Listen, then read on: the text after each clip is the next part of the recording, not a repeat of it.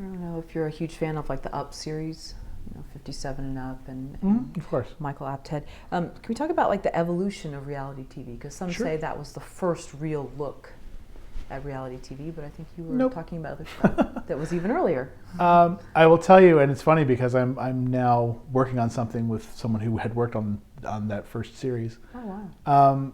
If you look back at reality television, it really started with, and because we're always expanding the definition of reality television. So now we've absorbed game and we've absorbed variety into the reality thing a little bit, where there are some reality competition shows where, well, you're winning a prize and you're competing, so is it a game show or is it a reality competition show?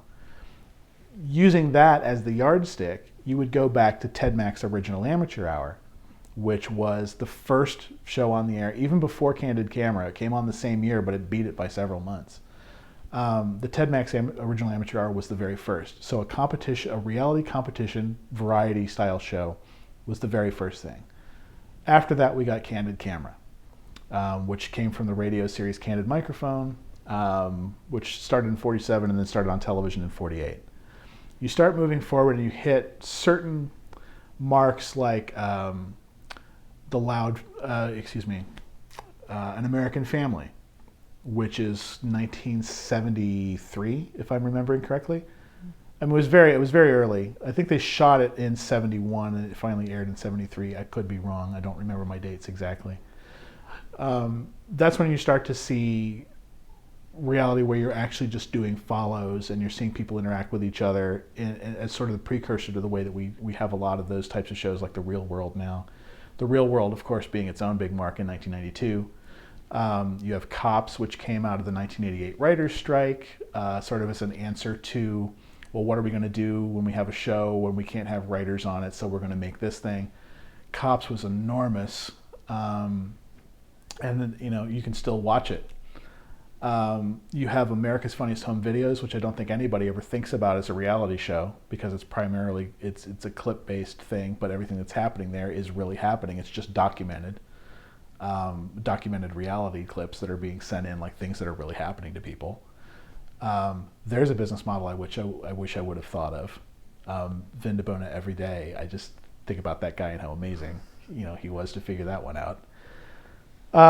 And then of course you hit 2000 and you start to see Survivor and those types of shows.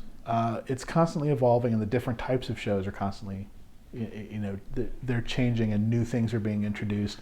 We're hybridizing a lot of things now. So we have a reality competition show that's a little bit about this, but it's also got elements of this. So you have Big Brother, which is sort of like if you had competitions in a real world house where it was about you being eliminated. That's about the only thing that's different. We're just really continuing to grow and evolve and figure out who we are in reality. So there's a lot of stuff we haven't done yet. We're starting to get into that place where, again, I talk about it all the time because I can't shut up. Anthony Bourdain. It's one of the few examples I've seen of a reality show that is one person's voice throughout the show. He is on camera. He is writing all of his own material for that show.